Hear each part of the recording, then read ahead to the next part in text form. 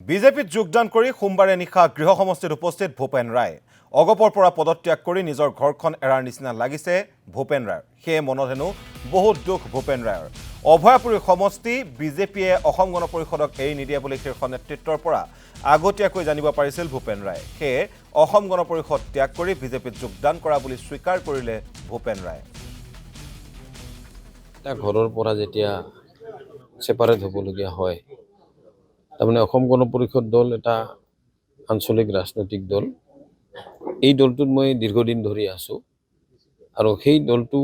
এটা সকলো সদস্যই এটা পৰিয়ালৰ নিচিনা হৈছিল গতিকে বাদ দিয়াটো মোৰ কাৰণে এটা দুখজনক এইটো সঁচা কথা মই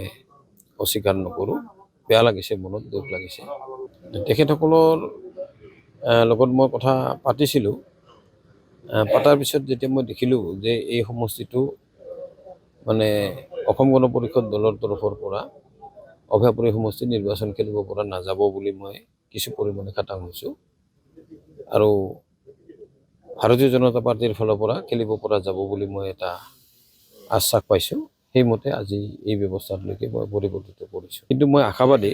যে সেই সকলো সদস্য মই যিহেতু সেই দলতেই থাকিলোঁ গতিকে দলৰ এগৰাকী সদস্য হিচাপে মোক আঁকোৱালি ল'ব আৰু আগন্তুক নিৰ্বাচনত মোক আগবঢ়াই লৈ যাব এতিয়াতো বিপৰীত পক্ষ আমি মিত্ৰজোঁট হিচাপে যিহেতু বিজেপি এজেপি এক হৈ থাকিলোঁ বা UPPL BPF ইয়াত নাই যদিও UPPL BPF কিন্তু ইয়াত বিজেপি আৰু এজেপি থাকিল গতিকে ইয়াত যিটো পোনপটীয়া